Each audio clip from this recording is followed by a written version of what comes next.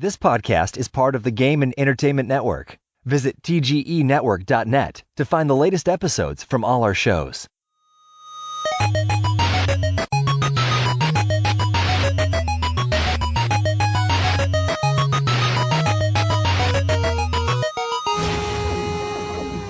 Welcome back to Couch Potatoes. This is episode number 86, and due to some unfortunate technical difficulties, Ari is unable to join us this week. Apparently a truck took out some power lines, and she is without internet, and we are not sure when she's going to come back.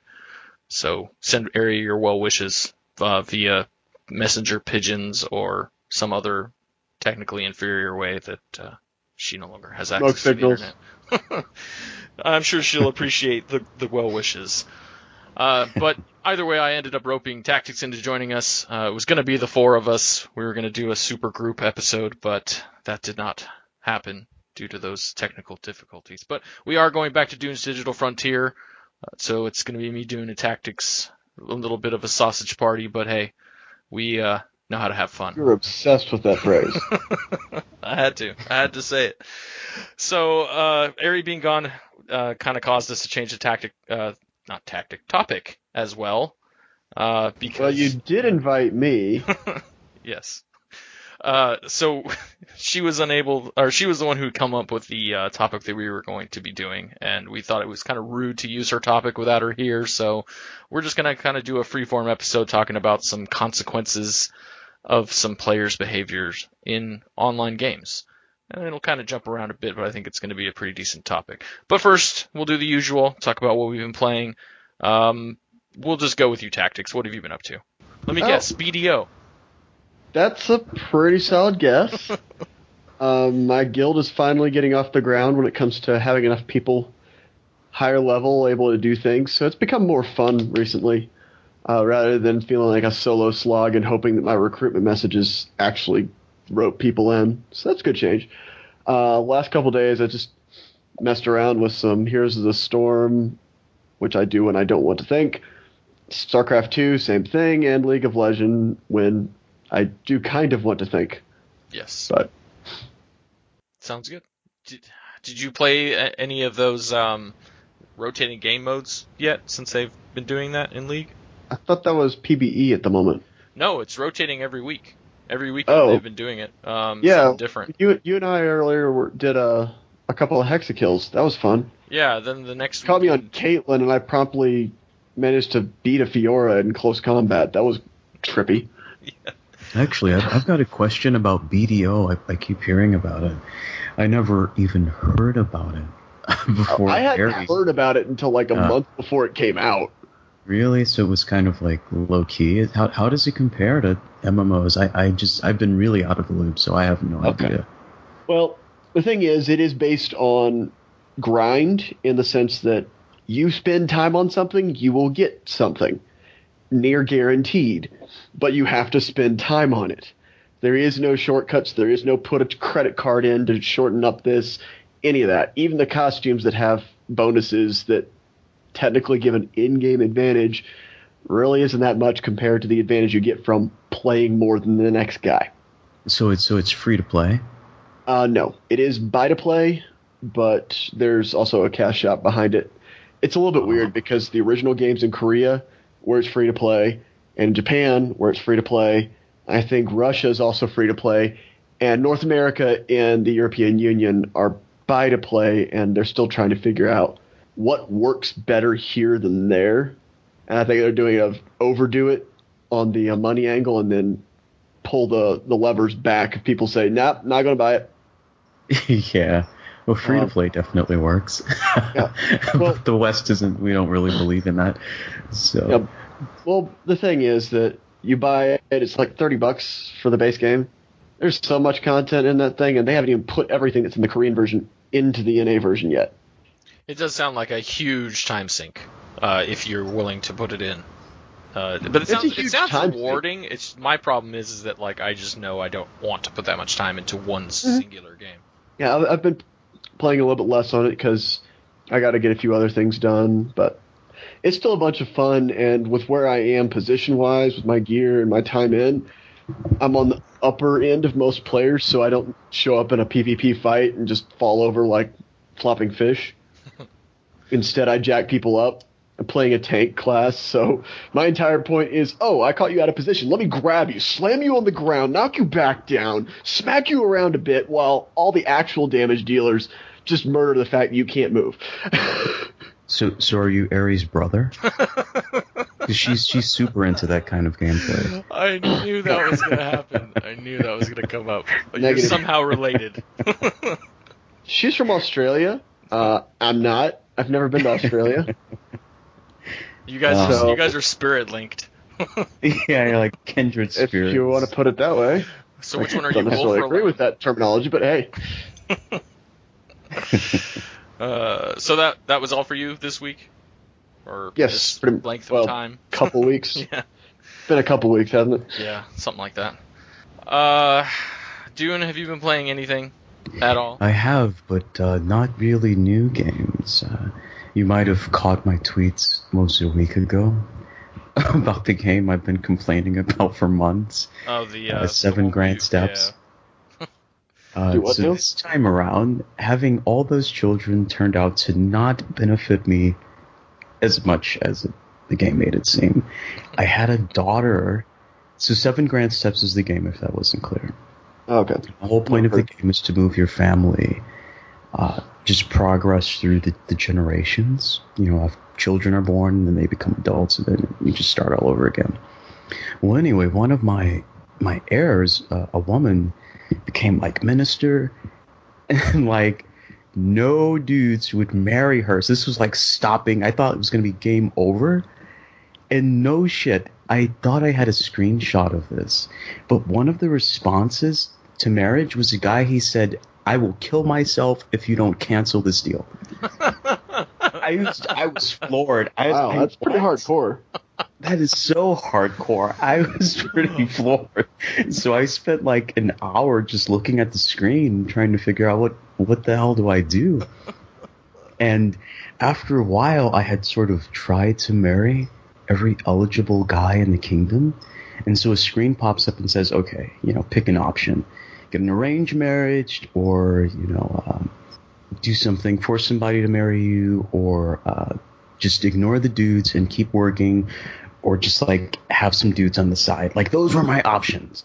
And the question for those options, or rather the comment, was that women don't like you and men hate you worse. What do you want to do? This game just keeps knocking my socks off. It's not even new. So that's what I've been trying to play. I did die, by the way. An old woman with no heirs. Had to start Cat me lady. over. Worse. I mean, She's a dog I had lady? nothing. Maybe. So I've been playing that, and then Hyper Light Drifter. I can't let that game go. I'm still playing that. It sounded like Ari almost beat it the other day. I can't believe she hasn't beat it. I beat that game like in a weekend. Yeah. I don't think she's played it as much as other things. I don't know. I don't think it's murdery enough for her. It's a possibility. Yeah. So Grand Theft Auto 5, got it. Yeah. Well, she's The been one playing- or if we want to be historically semi-accurate, Total War. Yeah. Well, she's been playing a lot of BDO too, actually. So I know. I think She doesn't talk to me in BDO, which makes me sad, but hey.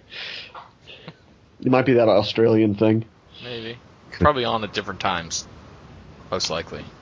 But That's all I've been playing. I haven't played a whole lot of anything, but I did pick up Uncharted day one, because Uncharted 4 came out on Tuesday, and oh my god. That game is so pretty. It's not funny how pretty that game is. I mean, Naughty Dog's always been kind of known for pushing the envelope when it comes to console games and their limits. Because, like, Last of Us came out a couple years back on PS3, and it was like, wow, I can't believe that this is a PS3 game. Because, PS3's technology was pretty old at that point. Then they remastered it for PS4, and apparently it looked even better, but I never played that. Does that mean Nathan Drake looks better too? I mean, some people were kind of bitching, saying that they changed the way he looked a little bit, but he's also supposed to be a lot older in the game. Right, he should look like Solid Snake by Wait, now. are you telling me that people who get older look different? I know, shocker, It's right? amazing. Okay, stop. That is too realistic. Gaming has gone too far now. I know.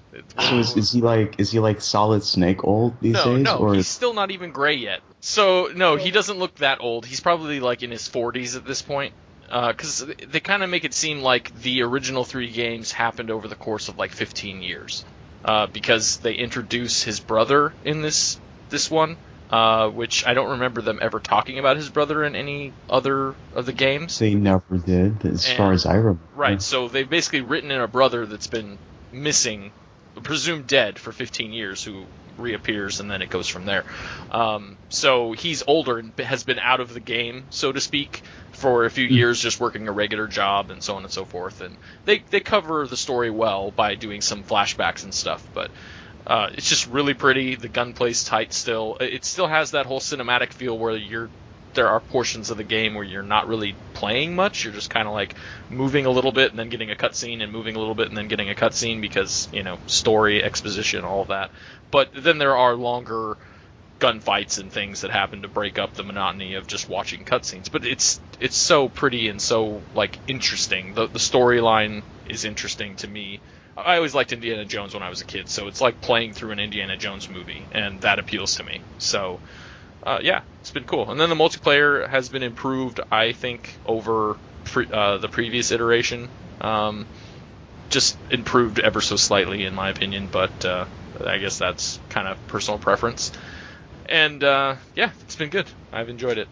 That's mostly what I've been playing. I have gotten a couple games of, like, Smite or League in. Done a lot of watching MSI, which I talked about last week, but this weekend was the semifinals, and the finals happen later today, so be watching that as well.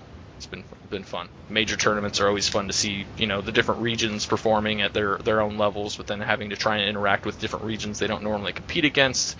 A lot of strategies and different metas and stuff that come out. It's funny too. You said you didn't watch those yet, Tacktix? The CLG games that just happened? I know the actual results, because I'm one of those people who's not actually bothered by being quote-unquote spoiled. Right. So I know the results. I know which games are which, but I haven't gotten a chance to see the games yet. Well, the thing that I found interesting was that, how normally it seems like Korea is constantly changing the meta and making it the world meta, per se, like everyone is kind of trying to copy them. Well, right. Afromu, being from America and on CLG, has been like the trendsetter when it comes to supports. He pulled out two games of Sona, and no one's played Sona for like 2 or 3 years professionally, basically. He busted that out and showed how it can work, because they banned Soraka, which is another champion that he and, like, Adrian had been pulling out and using quite regularly. What was the joke at the beginning of MSI? NA supports only play Karma, Janice, Soraka. Yeah. And then promptly NA shows why you should totally play or ban those particular supports. Exactly. Yeah, so there's some interesting trends going on in the pro scene, but that's basically what has taken up most of my free time for the past week. So we can move on.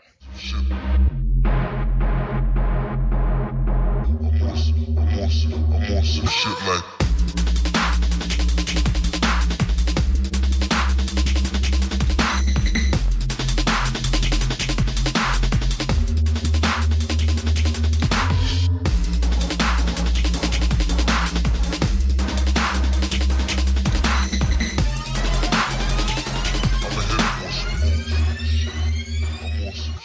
Alright, so the digital frontier this week.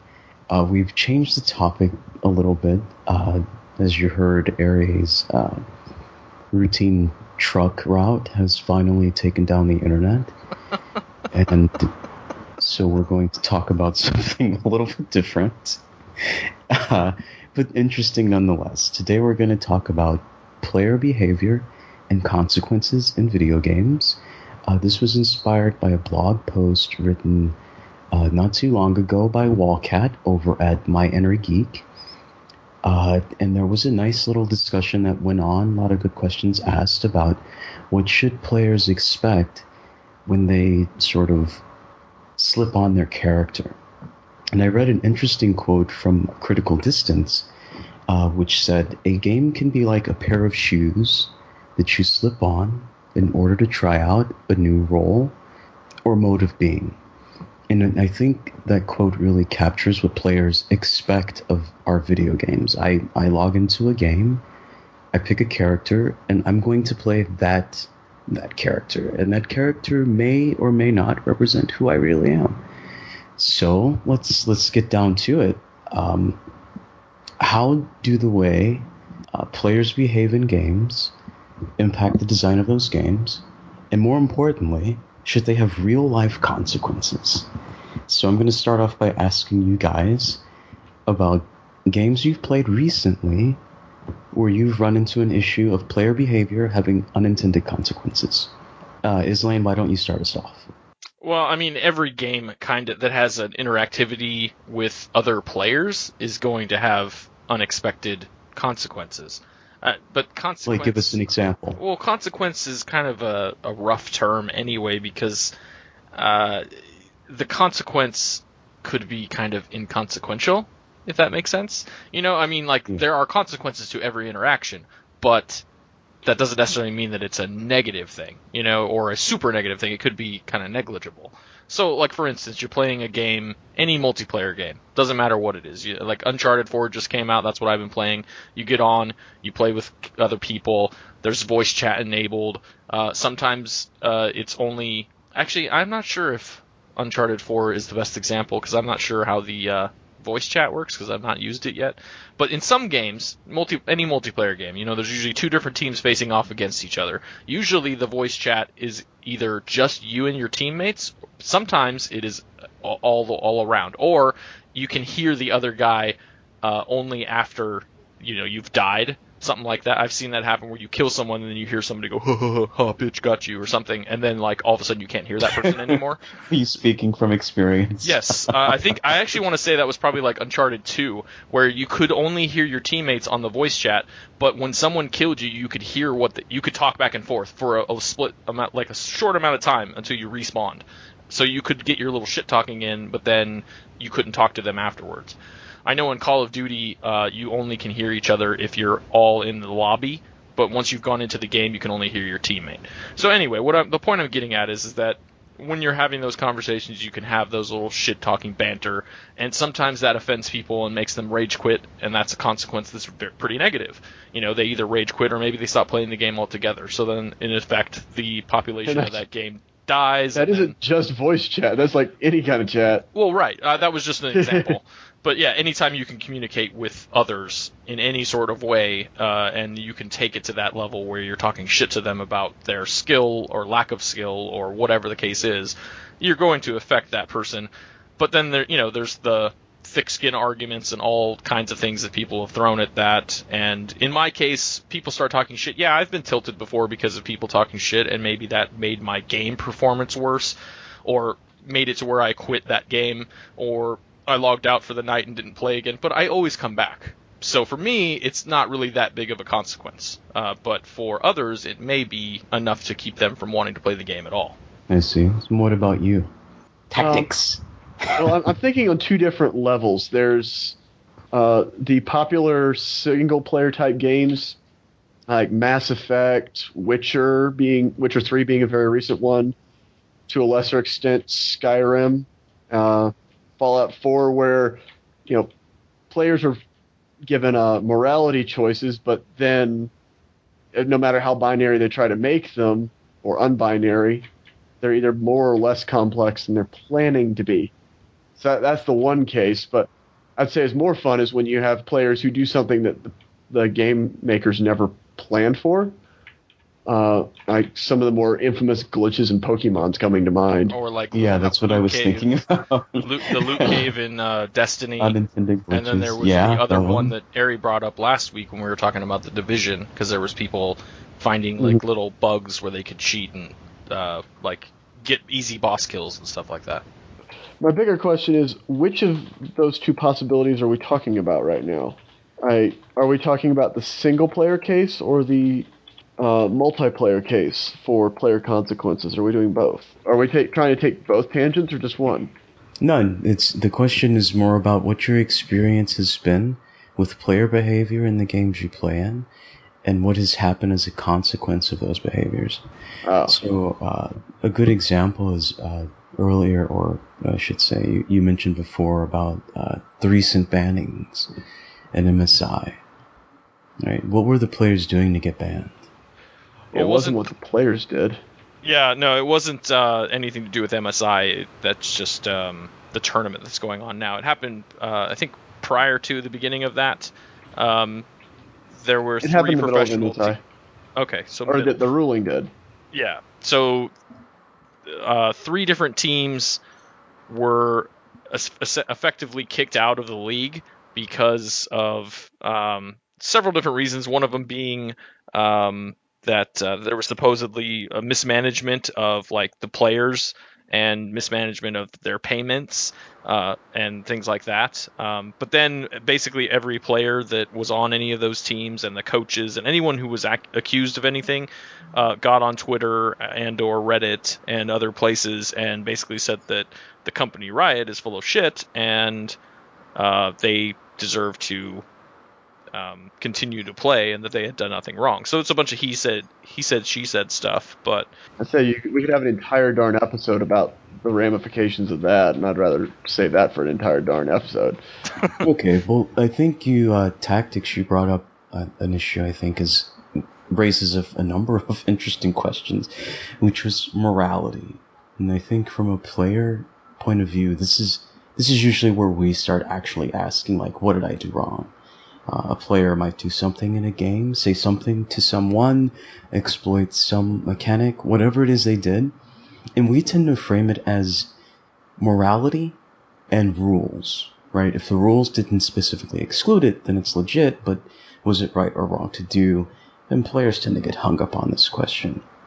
So do you guys think that morality applies here? I mean, if you're playing your favorite game and you're socializing and, something goes wrong, are games supposed to be designed to sort of weed out this nuance, like, this is immoral action and you're going to be banned for breaking it? Or do you think it's more complicated than that? Well, I would say you'd again have to separate between single-player type experiences and multiplayer, because what is moral in a single-player game more or less becomes an individual decision based on what sort of constraints the game itself has. Like, if you're doing Mass Effect, it enables you to be a complete jackass or a total awesome person. Right, so let's distinguish, because in the I think this question more comes into play with multiplayer context, but there is the question of player behavior in single-player games, and whether you sort of played the game correctly, if you will. So Mass Effect is a good example. You can choose what you want, sure, but the game will certainly make you feel bad for one set of choices, as opposed to a different set of choices. Mm-hmm. So do you see that as the game sort of enforcing morality, or do you think there's... I don't think it's the game enforcing morality so much as trying to simulate decisions.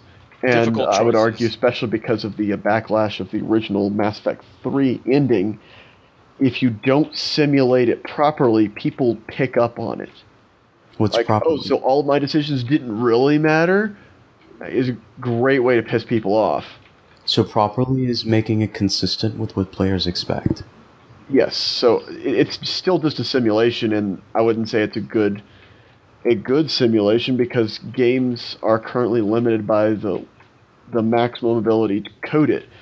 Until procedural stuff gets so good that you can literally procedurally generate consequences into an actual morality system instead of there being discrete options. Like, there's only so many options for morality right now in a game. They generally boil down to, are you a jerk or are you a saint? Right. So wait, pause that comment, sorry, because I want to get Islaine to chime in here, because I think you just mentioned something that digs even deeper into this question of morality, at least in single-player games. But what are your thoughts, Islaine? Well, I mean, there's 2 trains of thought. There's the, obviously there's mainly the good or bad side of things. Is usually the way that they're presented to you.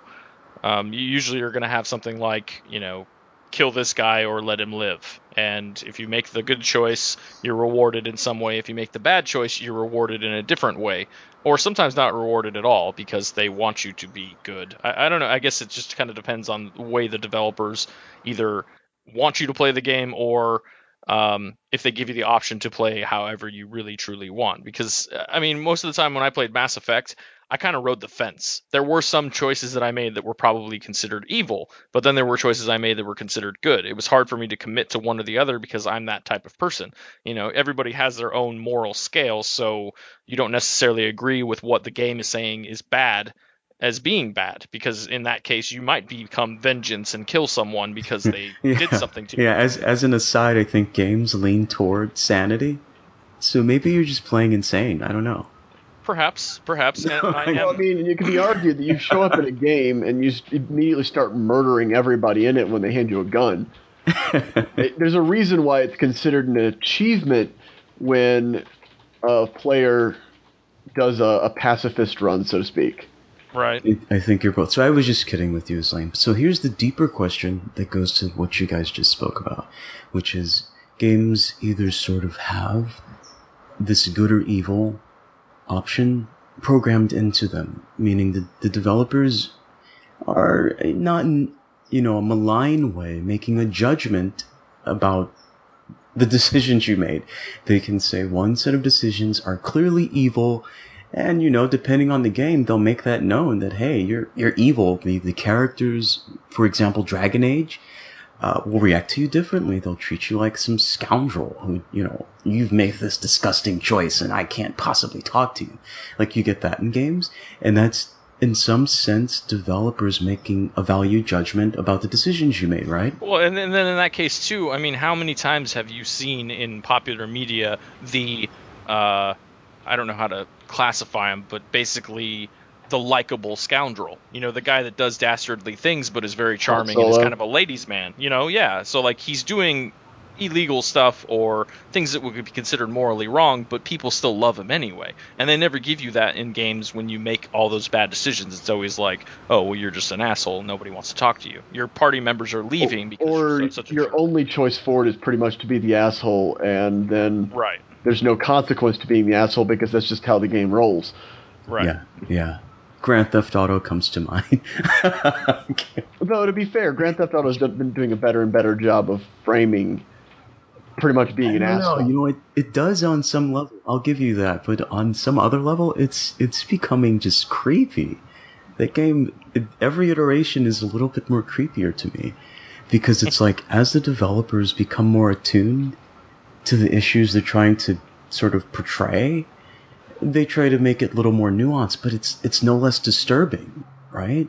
I can't think of the torturer's name in Grand Theft Auto 5 right now. The white guy who's insane. Yeah, I don't remember his name either, but yeah, he's crazy. Insane. Positively insane. But they make him likable, right? So maybe this speaks to two things. That in real life, we all know assholes. We might know somebody we consider insane we wouldn't trust with a small child, for example. But, maybe we like them in some weird way. Maybe we do. Maybe we don't, right? But the question is this. When players are playing these games and we're making these decisions about good or evil, is the game, should it enforce any ideas about it, or should it just... I keep comparing Western RPGs to the ones I've played that are of Eastern origin, and Dark Souls comes to mind. In Dark Souls, you make decisions, and you just make decisions. The game doesn't judge you. No character talks to you differently as like evil or good. They just have consequences. Maybe the consequence of you being a black phantom all the time is, the world changes, enemies respond to you differently. Like, there's just consequences. It's not better or worse. But then I think about Western RPGs. Things are definitely better or worse if you choose to be good or evil in Mass Effect. They're better or worse in Dragon Age.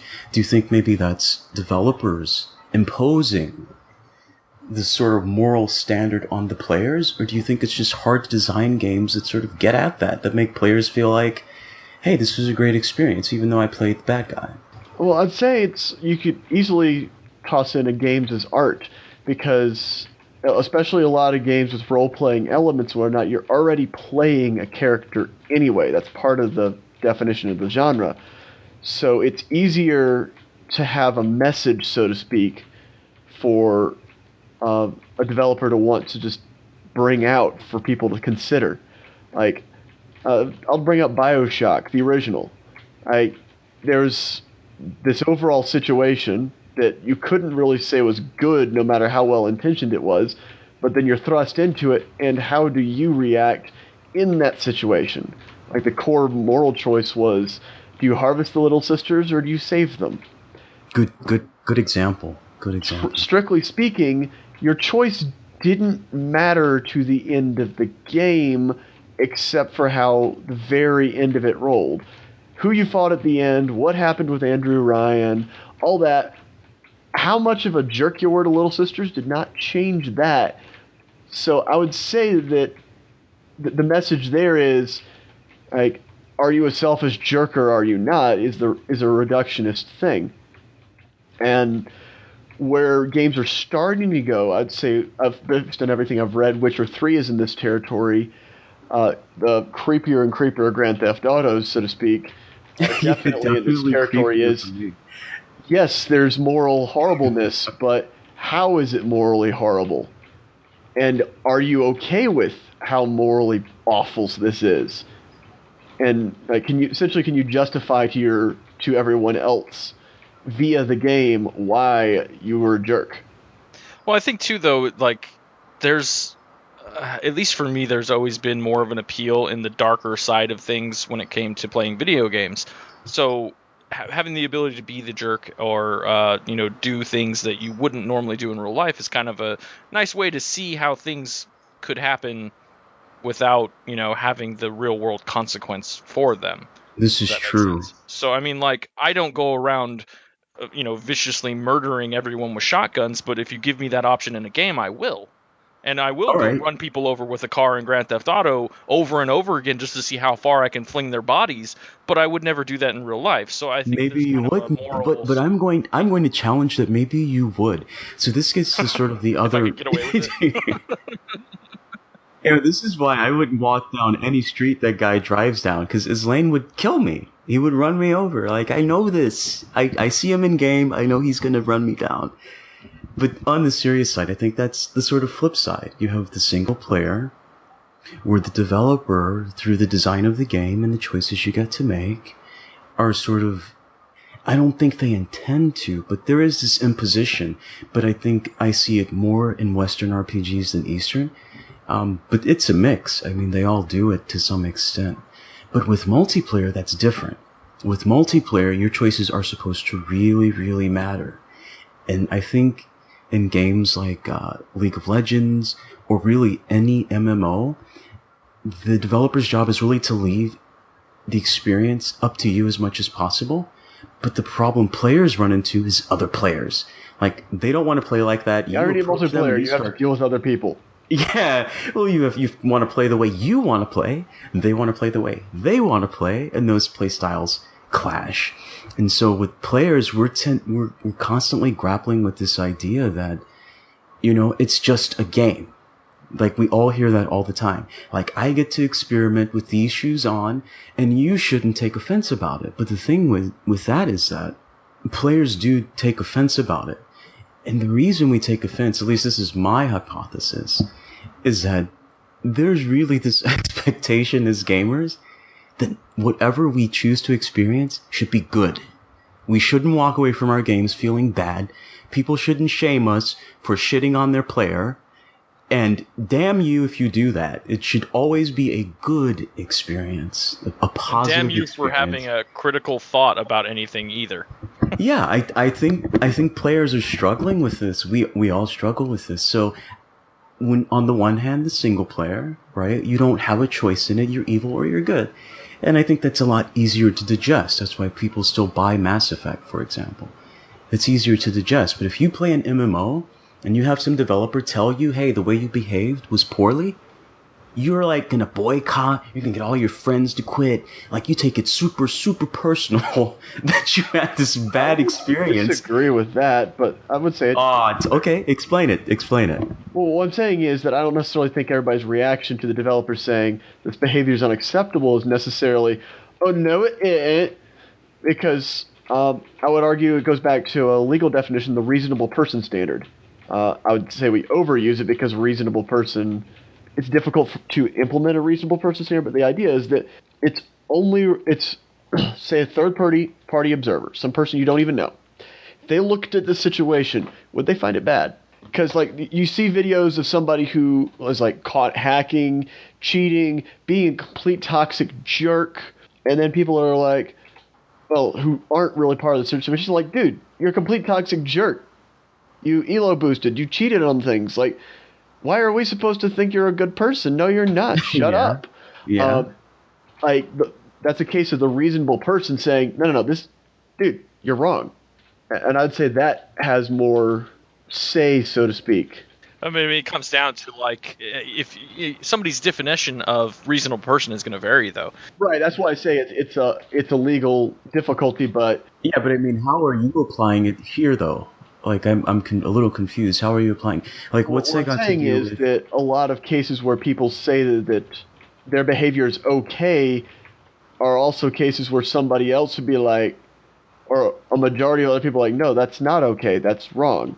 Right. And I think that's sort of where my question is resting right now, right there at that intersection, which is players expect a positive experience no matter what. So let's say I play some MMO, Black Desert Online, and I'm a total asshat. These are the shoes I chose to wear in the game. I slipped on this character, and I said, you know what? I want to know what it's like to walk in this world as a dick. And I proceed to go and make everybody's lives miserable. And if I'm ever called out on it, I say this: it's just a game.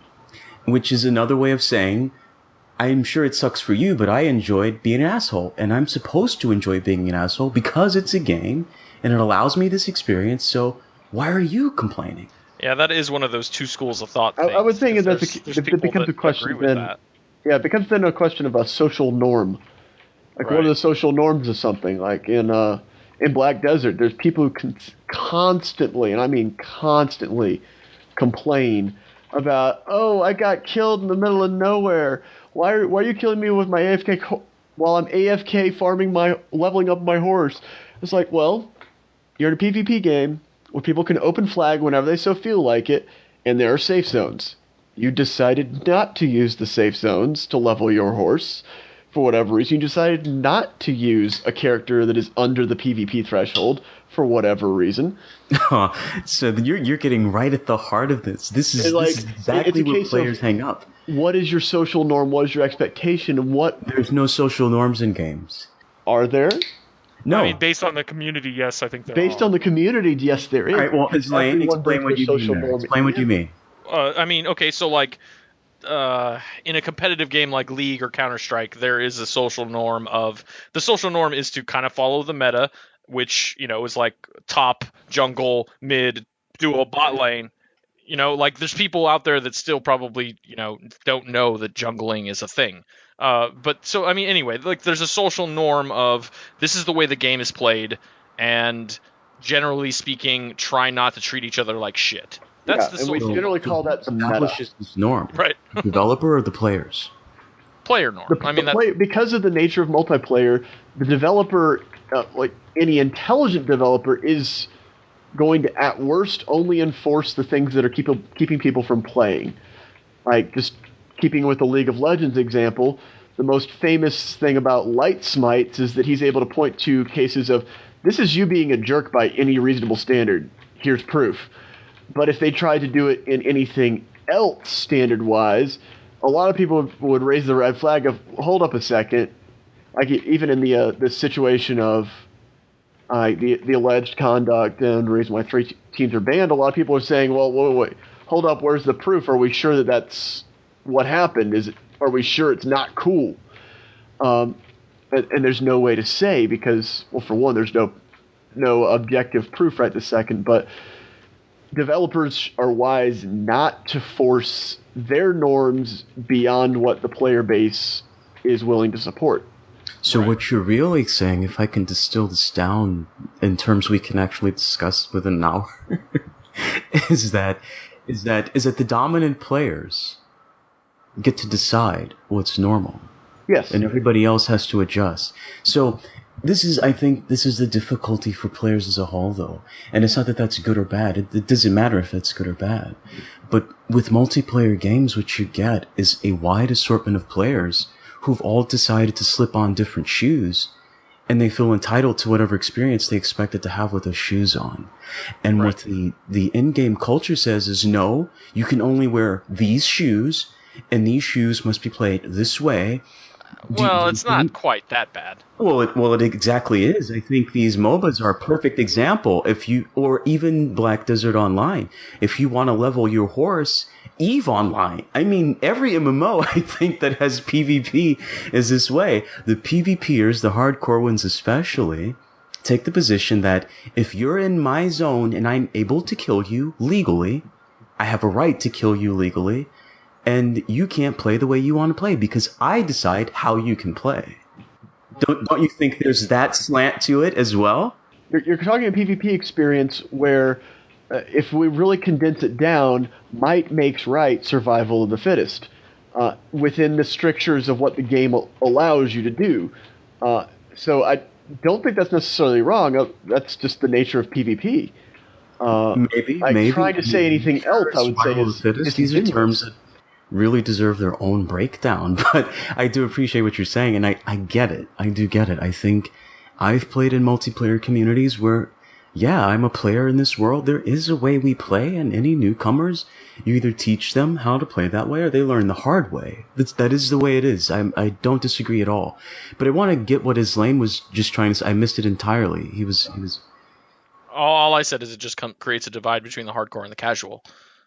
Which has been the debate with WoW or any other MMO for years. Like, the hardcore want the raids, they want all this stuff because they have the time to devote to it, and the casuals want easy soloable content because they don't have the time, they have other commitments, whatever the case may be. I would argue that that's a condensing of the number of different audiences we have. Oh, yeah, yes. But I mean, I'm just saying, like, if you join a game like League, the hardcore want you to learn the meta and get on board and not suck.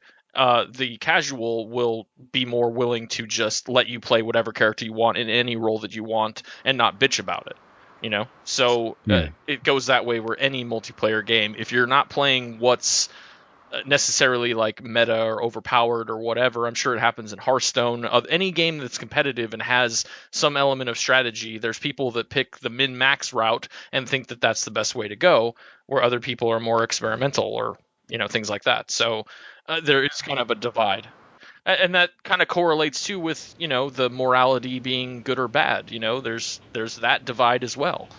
People thinking that being toxic and being jerks in game, they think that's okay. They think that's funny. They encourage that behavior. There's people that are like that, and there always will be. That's why toxicity itself is a problem that will never go away completely.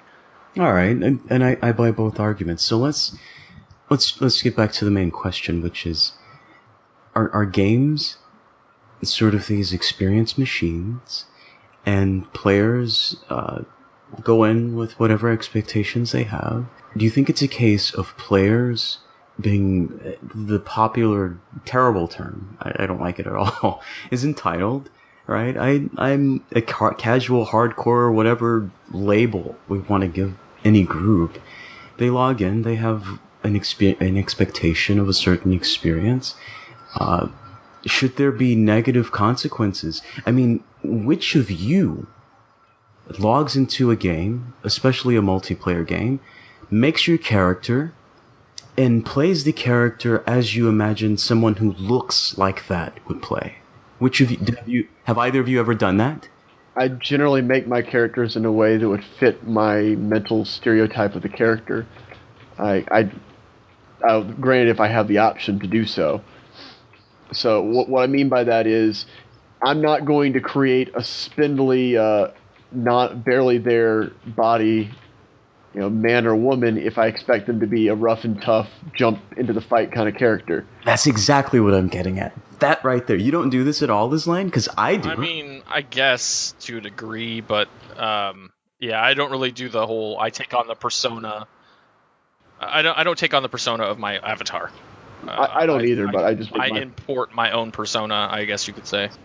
I do it backwards, so to speak. I don't just go with whatever random avatar and then adjust my play to it. It's like I make the avatar so it'll match the play I'm going to do with it. Well, I also don't play MMOs hardly all anymore, so I'm usually using predetermined characters. But basically what Tacktix and I just agreed to doing was stereotyping. Muscly, brawny dudes do the rough and tumble. The spindly elf does not. This is stereotyping at its simplest. And I'm not saying Stereotyping isn't wrong. Well, it's not good or evil. It's something people do. I mean, we live where we live. Things are how they are. It's not like, oh, I'm special. I never do this. We all do this. Everybody does this. So it doesn't tell you anything about the intentions of the person, but it does tell us something about what players expect when we create a character and we start to play a game within a certain context. Well, I would argue that having expectations is the wrong way to go about it. Because having expectations means your expectations could be exceeded or not met. But every game is designed to give players a certain set of expectations. Every last sure. one. I mean, but yeah. I would say do your research to see if this game is really right for you. Well, and that's where the casual hardcore thing, I was going to make that point as well, is that, if you are the type of person that doesn't enjoy a competitive PvP environment, maybe you shouldn't play a game that's a competitive PvP environment. Yeah. Just like I shouldn't play a building simulator because I do not enjoy creating things, I enjoy destroying things. Maybe. And that's the way I've lived my life. If it looks like something I'm not going to enjoy, I'm not going to spend my money on it, and I'm not going to be upset at people who are, or be upset about, when I did buy something that I didn't think I was going to like, being disappointed, because that was the, I guess, expectation. Coming full circle. I would say that people are finally starting to get around to the fact of there's enough options out there that if you don't like a game, you don't have to like a game. That's right. Okay. And making everything a catch-all theme park that has everything for everyone has been proven to be the bad idea. I mean, granted, it worked for WoW for a number of years, but every game that's tried to be that catch-all has failed. So that's not the way it should. I don't think making one game into the game for everyone is the right choice. I think the better choice is to just have a lot of diversity so that everyone can play a game that they're going to enjoy. I actually agree a lot with what you just said. But here's where a little bit of some problems come from. You can make comparisons with very broad MMO games like WoW to very niche MMO games like Tale in the Desert, which I don't even think is around anymore. Or it sounds like BDO might be a niche MMO too. Oh yeah, it's 100% niche. People are constantly asking, so should I even try playing this game? I heard it's very PvP based. It's like, yeah. Well, so yes, there's stuff you can do in PvE, but is it really as good as if you went to the next over MMO that generally caters to PvE folks? No. Right. And even then, like the best PvP features for the game, Korea-wise, aren't in the NA version yet. So right now, the PvP guys are just biding their time. Right, but ideally, a developer will have created their game to be played a certain way, even MMOs. And I say that because even more ideally, an MMO will actually let you play how you want. I mean, more than any other genre, this is a genre about being in a virtual space and defining exactly how you want to play. So it's not how it happens. Well, it's not how it happens, and it's not a problem either way. But that's the problem with ideals. And I think players deal a lot in ideals. We say, oh, this game has PvP. Well, it's a PvP game, or it has a PvP side, or there is a PvP angle. PvEers do the same thing. Neutral crowds do the same thing. And so to whatever extent the games are any of these things or all of these things, it's really decided by the kinds of experiences and consequences, most importantly, that players expect to have. And let me give you an example of consequences. Suppose I'm playing some MMO and I'm being camped. It's a totally PvP game. This is not ambiguous from the advertising, the community, from any angle. I'm being camped, and yet, as a consequence, you have someone who will probably unsubscribe. They were not able to even play the game because this behavior stopped them from doing anything in the game. And that's a valid point of view. It's extremely valid. The point of the game ultimately is to be able to play, right? Can you both agree with that? Yeah. So if there's something that's impeding it, and actually I think you mentioned this earlier, Tacktix, that part of the developer's job is to make sure you can play the game, first and foremost, if they interfere at all. And if they interfere, that should be the extent to which they do. I think a lot of PvP games, that's what they're usually dealing with social complaints. And so the question is this. Why do hardcore or softcore, any group of players, expect that the consequences of their behavior, or expect that their behavior, rather, shouldn't have these negative consequences? And this goes back to the original blog post which sort of inspired these thoughts over at My Inner Geek. Wallcat's post was about how she plays in games, and she's not always really decided on how she should behave, because on the one hand, maybe she's playing with friends, but maybe her character is evil. Do you act evil to your friends? It's not because of a fear that they will not like you, but just because how do you really want to treat your friends, game or not? And that's, I think, players grapple with that. And so in light of things like that, do you guys think there should be consequences? Do you think every gameplay experience should be good? And by good, I mean, do you think that you should never walk away from your game feeling bad for something you did? Something that was legal to do, something that's common in the community to do, but was nonetheless probably an evil thing to do to a person. No, I think that it should be perfectly viable to walk away from your game and be like, that was kind of crappy. But what you just explained earlier was a feeling of satisfaction that because there are these norms, I get to behave like this, and maybe in some other context you can say it's evil, but here, this is completely acceptable. I mean, even in light of that, do you think there's no room in the middle here to say, hey, yeah, it's an experience machine. I didn't expect that this would turn out with you complaining, but do you defend what you did, or do you say that's a valid complaint? Well, I'd say it comes down to you're trying to manage chaos, especially if we're talking a competitive or multiplayer context. Those games, to be viable as a competitive, enjoyable thing on that level, have to have more variables in play than you can possibly ever control for. Yeah, but players, again, so on the other side, we're talking players, though. What should players have to control themselves? Yes. In what way? Like, let's give a concrete example. You're in League of Legends. You know the accepted behavior. What is a behavior that's commonly complained about that you think shouldn't be complained about? Feeding. Yes, because there are games where you just suck. Feeding. So I would also flip around to, if you have one of those games where you just suck and it doesn't bother you to some extent, like, okay, why did I just suck? Were they just that good? If you're not asking the question, you're not really learning from the norm of those games you suck are games where you should learn how not suck.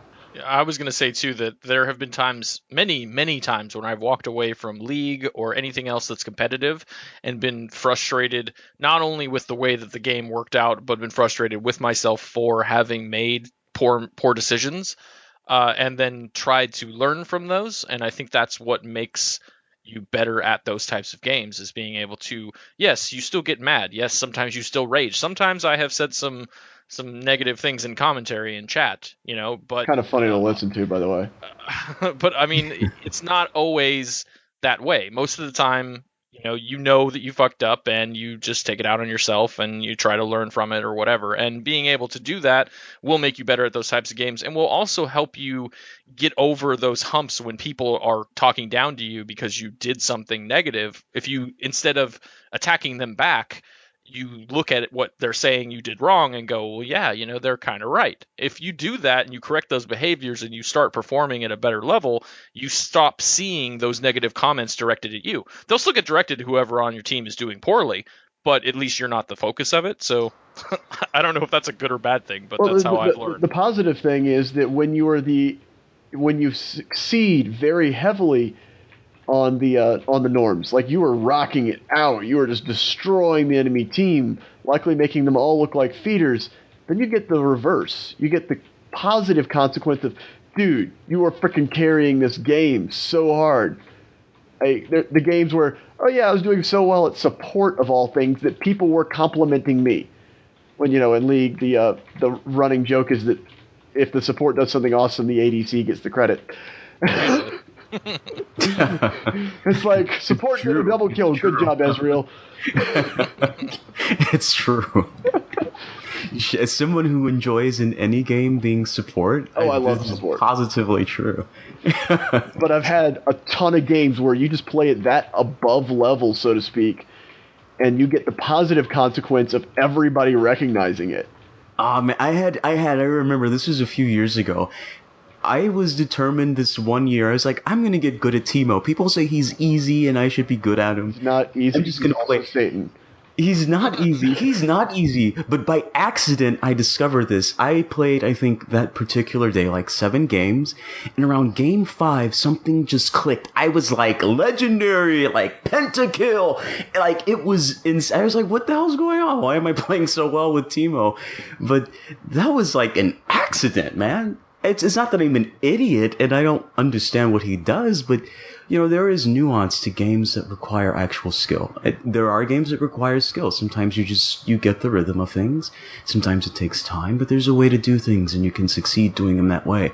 And in this particular game, I had somehow found the right sort of distance between being aggressive and running, or sort of kiting players into situations that were good for me and bad for them. It happens, but I guess my point is, players do. We learn at different paces. We learn better depending on the environment. And I think as a sidebar, we touched on the question of competition. And I think there's a significant portion of League players that would argue that shit-talking is part of the game. And that no matter how toxic it gets, that if it's a competitive environment, that, whatever it may be, but it's important to point out that there are players who think this. So when we're talking about players sucking or being really good, what we're really talking about is how we compete, right? What's acceptable suckage? What's acceptable levels of being a good support? We grade this in our heads. It's not real. No, actually, you're right, because I have done that. Because I think if you're on Skype with your buddy while you're playing the game and you're talking shit just to him and the other people can't hear it, not so bad, I think that's an acceptable form of toxicity because you're not affecting the other player, but you're still able to vent. And I do it too when I wouldn't even call it toxicity at that point. I call it venting just straight up. Right. So, I mean, you've eliminated toxicity because you're not talking to them directly. And, there have been times where I have said something, but even when I have said something, it's more along the lines of like, hey, try not to do this or try not to do that or, just stay defensive so you don't continue to feed rather than being like, you just gave me cancer. I hope you die. Uninstall from life, you noob. It's never, if you keep it civil and more like constructive, it tends to be reciprocated where they won't also, throw it back at you. But if it's completely toxic where you're just like, I just got AIDS because of you, then... yeah, well, that's also not just toxic, but totally unrealistic. Right.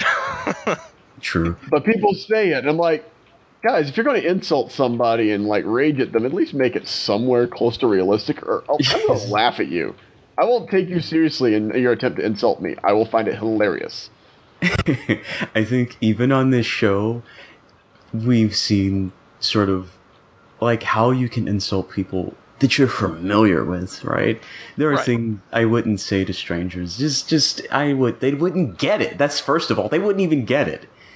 They don't get it, and I don't blame them for not getting it. But also, it's just more fun with friends, right? If you're playing a round of League and everybody there is someone you know, you go hog wild. You say whatever the hell you want. And in games where you maybe don't know anyone, you might feel like, well, nobody knows anyone. I'll just say whatever makes it fun for me. And, whatever. I guess that's okay. But there's a lot of, I think, what I keep hearing repeatedly, a lot of moral relativity. If there's an established culture or rule set, everybody should follow that. And if you're not following that, you have no right to complain. Or there's this, on the single player side, a developer established rule set which says, you know what, everybody's going to have the same experience, and therefore people will complain, but they'll still buy your next game. It's not like, League shut me down for talking trash and I'll never play it again. You hear these tirades every week. But with a single-player game, it's a little bit different, and I think it's because, at least on the broad side, the developer is enforcing a rule set that every player has to adhere to. So the question is, do you guys think that games, whether multi or single-player, should be designed with rules that make it easier to make consistent player behavior? Or do you think this sort of emergent play that we're used to with multiplayer games should be the way games should be, but maybe it should get better, maybe it's fine the way it is? I mean, I like emergent gameplay. I'm addicted to it. For that. So that I don't really want to see go anywhere. At the same time, I understand why companies like Riot and even Blizzard with their talk about Overwatch bans for toxic players or whatever, or cheaters, any of that kind of stuff. I don't see a point or a problem with companies fighting against toxicity or fighting against cheating and all of that, because it does take away from the core experience of the game. However, the way those games are designed, especially when, I don't think League was really designed to be an esport. It just kind of became that. Whereas something like Overwatch is kind of being designed to be an esport from the ground up. Yeah. For League, it was probably a little bit harder for them to try and combat some of that because, they didn't know what they were doing. They were building a framework and doing, huge. They built their own internet, basically. Well, to be fair, League was meant to be a better Dota, and Dota was already an esport when League came onto the scene. And Dota's esport model was based on StarCraft. So it's like this long train of iterations. Sort of, just graduating iterations of the game where maybe the designers didn't intend that. But at the roots, this is what those games were. They've always been. Okay, so I mean, regardless of how they were really aiming, if they were aiming towards that mainstream success or not, that's what ended up happening, and they had to kind of adapt along the way. And games that are coming out now that are having that esports focus, they're having that from the get-go. But it just seems like, sure, developers need to make some sort of rules, certain things, player behaviors. If you're being really super shitty, there should be some sort of reporting process. Or something, so that they can at least take a look at it. But if a game has millions of players, there's millions of reports coming in, so they can't get to all of them, and there's no way to really control it. Now, trying to combat it is admirable, but at the same time, unless you have defined rule sets where there's no communication and no way to really jab at the other team, there's actually a ton of psychology behind what you're essentially saying is dealing with what we call motivation in management and psychological terms. If you don't give a positive motivation for a lot of actions, then, well, of course, nobody's going to really abide by them because negative reinforcement stops working after a point. Right. So what you need the counterbalance. Riot's talked about it. They tried it with the Honor Initiative, and that didn't work for squat after a bit. Right. This is good effort. But the thing is, though, that it's creating positive reinforcement without creating negative consequences from that, like second-order effects sort of thing, is hard. But that's where games and enforcement are starting to go. Is you get rid of the obviously toxic people, like people who straight up cheat, people who say horrible things that are blatantly racist or just awful. Honestly, I think reliably calling people you are cancer, you're giving me cancer, or whatever. I'd say that's on a different level of cancer, or not cancer. You know what I mean? Levels of cancer, you're getting heavy, man. Then someone who occasionally says, "You suck at this game, go off and die." If they say that once in a blue moon, that's completely different from somebody who reliably says something. Right, and that was like that. We talked about it last week in our news show. That Tyler one guy that got banned because he was literally just a toxic shitpot like the whole time. and he streamed it while he was doing it. And like he would dodge queues, he would leave games if he was feeding, or he would do the whole sell all your items and buy nothing but tears. And he was just bringing everyone else's experience down on a consistent enough basis that Riot said, "Yeah, you're done."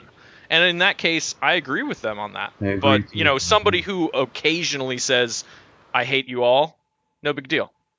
Everybody has a right to vent. And Riot's gotten to that point that the maximum end of negative negative punishment you can pull off in such a game is your blatant cases of this guy's a jerk and is regularly making everybody's life miserable, not occasionally. I actually applaud them for that because they're the only game company I've known to sort of into information about these issues because of player complaints, and hire psychologists and take it seriously and research what makes players do things, design systems that make them do things. I don't know of companies that take it as seriously. It doesn't mean Riot doesn't have problems, but I think that's the best players can hope, is that not that they'll solve it, but that they take it serious. They're taking all this feedback. Honor system, or the tribute system rather, wasn't the silver bullet, but I like seeing things like that, even when they fail, because it's they're not just throwing spaghetti at the wall. They have numbers on this. They have information about this, and they're not just using Tacktix it. Brought that up the other day about they tend to have data and try to use it intelligently. Exactly. I think we can't say that for most companies or even players. I think there's an instinct to want to do a gut check and say this feels right, and you should just know what's right? It's a thing you just know. And it's where's the data on this? Where's the data? You could also argue that immediately that League of Legends is still the most popular game in the world. They have economies of scale acting on all levels. The reason why they can afford to put literal psychologists and tons of data analysis, which is not cheap. No, I would argue the opposite. I would argue the opposite, but only a little bit, because I agree with the gist of what you're saying. They only got this successful today because 5 years ago they decided to take it seriously. I would argue if they didn't take it seriously at that time, with Lee, what's his name? 5 years ago? What was maybe? I'm out of the loop, man. Was it more like 3 or 4 years ago? When closer to 3. When I would say when the Honor Initiative came out, or the latter times of the Tribunal before they shut that down because of I'd buy issues.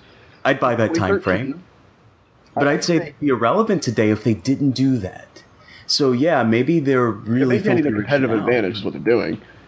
They had an advantage of being first to the market too, right? That helps a lot, but they would be irrelevant today without having taken those steps. That's the bottom line. If they had taken the approach, like so many hardcore PvP games, which are no longer alive today, which is that it's PvP and whatever the players say is right, they're dead now.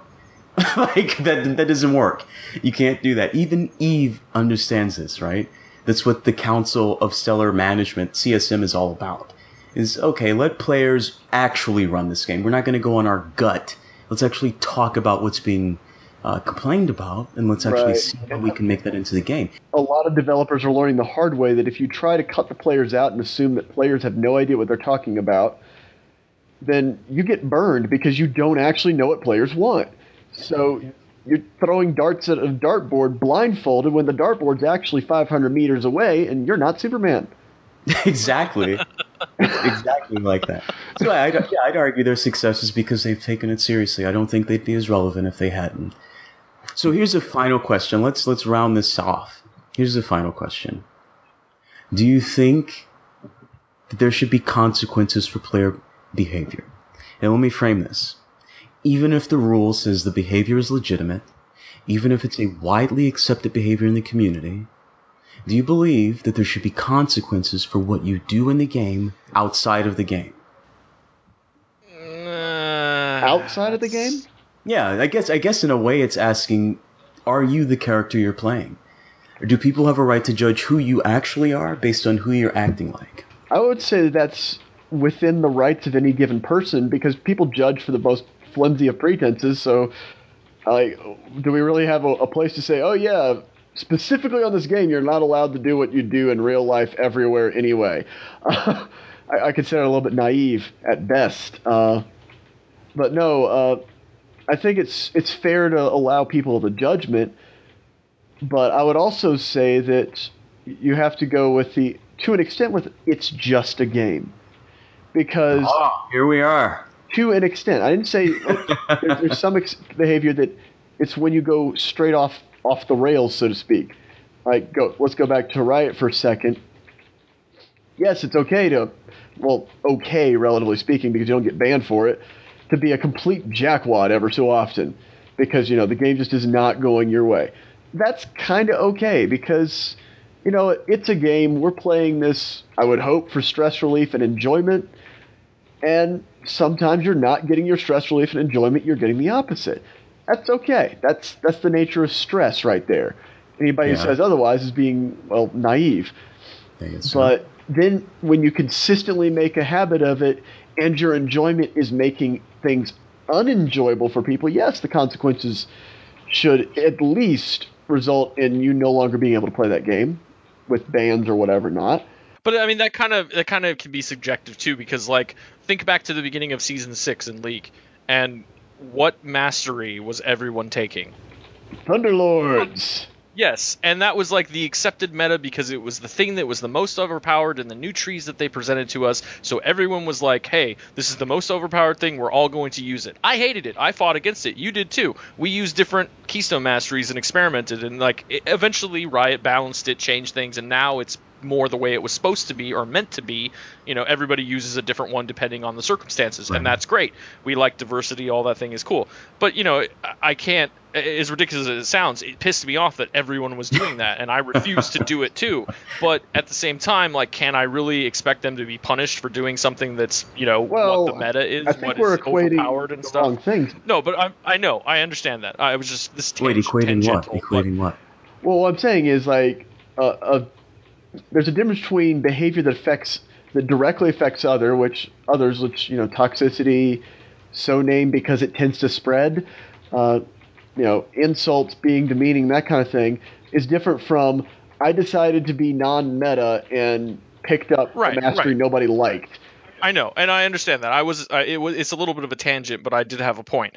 So, exploiting an in-game mechanic because it's exploitable, i.e. bugs or anything else that people find out, little tricks of the trade, so to speak.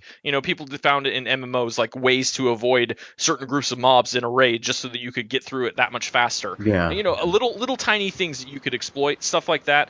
Some people may consider that, quote, wrong because it's not the way it was intended.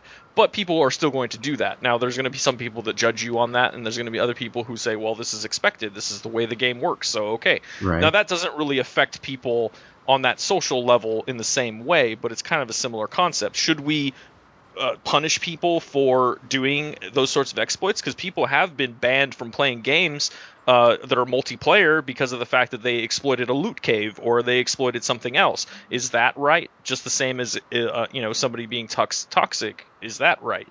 They're two different issues, but they do kind of coincide. Yeah, I do. And I don't think necessarily that you should be punished for exploiting something that you found in the game, nor do I think that you should be punished for being toxic every once in a while. But there are always extremes, and someone who's exploited a loot cave thing to the tune of a shitload of extra loot or gold that they can use on a marketplace, or something like that, where it's going to give them some sort of in-game thing. Yeah, that's an extreme. Maybe they should be punished. Same with someone who's toxic. If they're taking it to that extreme level, they're streaming it and everyone is seeing it and they're becoming hugely popular for being a jerk. Yeah, that guy should be gone. But there's social norms in there where it's acceptable to kind of do it sometimes. I think you're exactly right, actually, on this. And I'm surprisingly agreeing with one idea you just expressed, which is if you're extremely toxic during some encounter in the game, and you have no prior reports for that level of toxicity, I actually do think the game should give you a break. It's not, I think zero tolerance is as harmful as full tolerance. Yeah. I totally agree. Zero tolerance. I say surprisingly because I think I tend to come off in the blogosphere as sort of if it's bad, it's bad. Just stop it. And I do still think that, but I think there's value to saying people lose control. People lose control, and there has to be room for them to gain control. You can't say, oh, you flipped out, you're banned, or you said XYZ, you're banned, or hey, you exploited this thing in my game, you're automatically terrible. And I think the example of the MMOs, which I think may or may not still happen, I can't say either way, but with games like EQ2, World of Warcraft, where players were, for example, exploiting raids, and if my memory serves, only guilds and players who repeatedly exploited raids were ever banned. So if you were a guild and you ran into an exploit and they caught you, as long as you didn't go back to doing that, you were okay. And from there on out, it was actually that's how they did bans. You had to be consistent. You had to be consistent. There had to be a pattern of behavior. So I think any game who says, oh nope, zero tolerance. If you freak out, you're gone. I'm not saying it's bad, but it's not good for the game. It's not even good for the player. Give them a chance. Let them get control back and see how it goes. So yeah, I think in a sense, punitive punishments, even when you've done something wrong in a game, don't probably serve the community or the game. Probably not. It really depends on the extreme of it, right? Most of the time, when you try to take a hardline stance, all you there are things that you can take a hard line on, right? If you were stalking a player in real life that you met in game, okay, we don't have tolerance for that. There's no, give you a chance. You have lost your fucking mind, and you should get it together before you come to this game. But stuff like, trash talking or, swearing at players or whatever, give them a chance. Exploiting something. It's hard though, isn't it? I think none of you can be completely comfortable, or none of us rather can be. There's too many gray areas for it to be a cut and dried thing. Right, and attempting to make it cut and dry is a complete waste of everyone's time.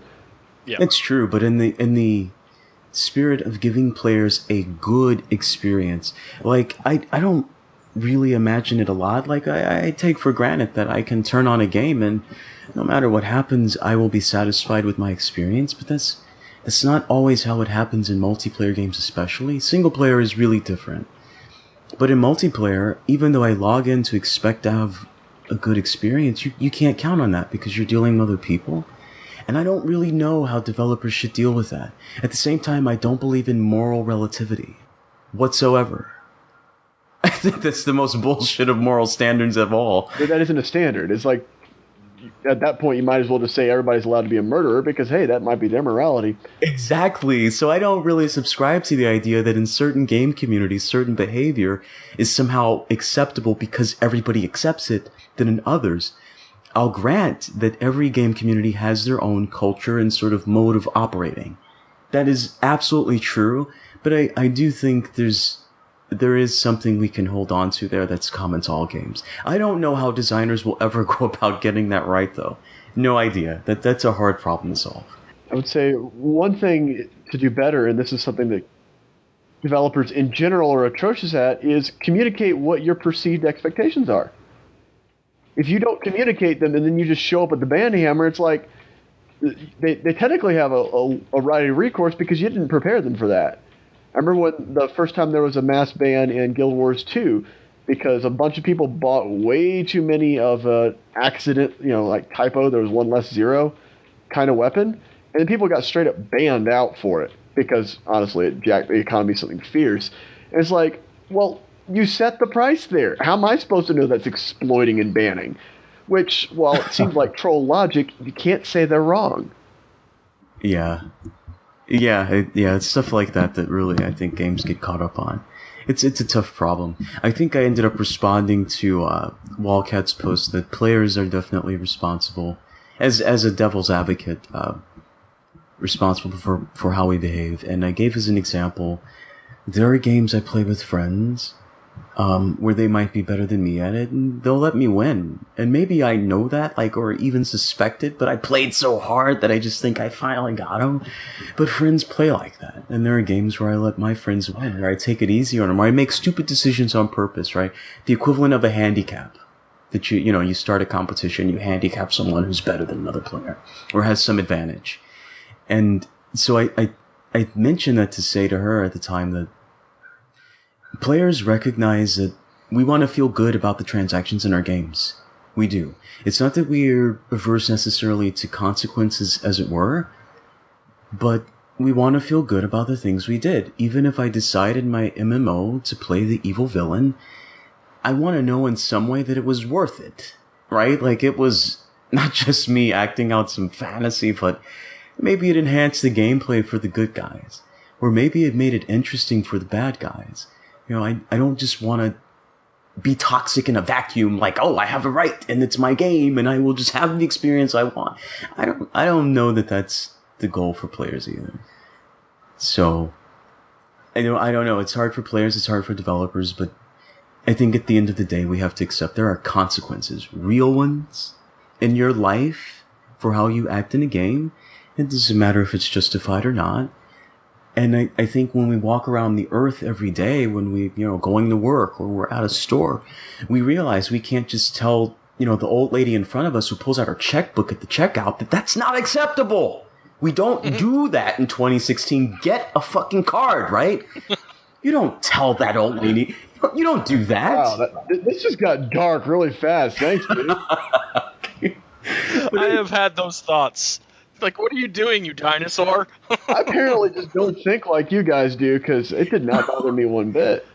Here's the thing. Like, I don't think Islaine or I would ever do that. That is monstrous. Like, even considering you might feel that way, and maybe you want to know what it's like to cuss that old lady out. But you realize there's a really bad plan in progress, because if you cuss an old lady out, there's going to be a lot of very young men ready to jack you up. Man, she might turn around and beat your ass for all you know. But the point is, you recognize in real life that there are consequences for that. And I think in games, we do tend to take for granted that there's consequences. We tend to take it as this is just a game. I'll do what I want because it's just a game. It's not real. Therefore, the consequences aren't real. And I would argue the consequences are always real. And if you're trying to go into a game to have a certain experience, expect to experience the consequences. Not just, the will to do, but there's fallout for that. And I think that's something players get to take for granted. So, tough problem. To the devil's advocate a bit, games until very recently were very limited in how they could equate consequences. Right? Until very recently, there wasn't really a morality system, really speaking, in games. It was just called branching choices. You couldn't build up to being a jerk. Like, I'll switch over to BDO. One of its systems, technically there's, I'd say, 5 different levels of how much of a jerk you are. If you kill people who aren't flagged, you lose karma. You kill a bunch, you go negative. If you're very negative, you become an outlaw. And those are different statuses. And you couldn't do that in a lot of older games because the coding and the ability to do that didn't exist. So we're getting to a point where consequences can actually happen to what you do better than just whether or not your account gets banned. It's true. It's true. Well, and that's good. The way those kinds of systems can continue to evolve may end up being a sort of self-policing of communities kind of thing. Yeah. Because everybody's an outlaw, then everyone else can punish them accordingly. That's exactly what BDO is. If you're an outlaw and you get killed, you have a chance of dropping your own gear for the person who killed you. Ah, that is... I want to... I mean, you have to try to be an outlaw. You must decide to play that way, and you're taking that risk. I think that's a fantastic consequence. I think that puts the weight right on the money. I think it puts it... So to end this discussion on a light note, let's ask a question. It is 2016. Virtual reality is around the corner. Some of us, like me, will enter a virtual reality game and decide, oh, will I die if I walk off this rooftop, and proceed to give myself a heart attack because of the fall? Do you think that you would play your games differently if they affected your health or the things that happen to you in your real life, like your job, Well, your there's some family. people that might not want to play those games because you got to get plugged into the Matrix. But for those of us that would be willing to try it, I mean, I don't see where the tech is going to exist unless there's a way for the device to kill you. Yeah, I think I have your answer. I think I have your answer. If there's no consequence, if there's consequences, most people probably wouldn't play, would they? I mean, if you can die in a video game and it would affect you in real life, I don't think video games would be There's a reason why Sword Art Online and the .hack sign stuff is so popular. It's one of those, what if you died in the game, you died in real life? And it's a terrifying concept. Yeah, it is. It's very terrifying. I think players would absolutely, for good reason, change their behavior in games. Well, most people behave to in be a certain fair, way to avoid bodily harm anyway. So, I mean, that's part of what having, an intellect is about. Our brains evolved to try and help us stay out of harm. That's right. So to speak. That's right. Yeah, I don't want to be that in that future. Yeah, I think that .hack sign et al. Should just stay as really good, thought-provoking fiction, not real life. I mean, because we have enough dangers in real life, let's not put them in video games. I mean, the whole idea of having real body sensation because a game is hooked into your nervous system somehow. The idea of that is awesome, but the thought of dying from it is not. Yeah, okay, so the death, I think, would be taking it far, even for an experience machine. But everything else, the sort of sensation, the exhilaration of fear and of joy, I think I can't wait for those games personally. I would personally take the risk, depending on the kind of players playing. So if players from EVE were flocking to it, I would avoid it. But, if players from, the game, if I don't know if you guys remember Glitch Online, I'd be pretty happy in that space. These are really benevolent players. They just want to enjoy it. They'll probably be great. But it will be interesting, and it is coming. Make no mistake, they're not doing VR just so you can embody the shooter in Grand Theft Auto. These are games. Rockstar might totally do that. They're going to do it, but games are totally about to become real life experience machines on a level players can't fathom. I can't wait. I'm gonna be right there. It's gonna be awesome. It's gonna be awesome. That's the digital frontier. If you have any thoughts or reactions about this topic, and everybody does, just log into xfinity.comcast.net and go to the support page and log them there. Wow. That's cold-hearted bastardation. That is the only way to put it. No. What you really should do is you call 1-800-COMCAST and threaten to cancel your service. Exactly. Even if you don't have Comcast as your ISP. No. Please do send us your comments. Talk to us on Twitter. I would love to know what everybody feels. All right. Well, we will be back, or I will be back in a week. I might have to rope one of you guys into another show next week if Ari can't make it, but hopefully she will get her internet working again.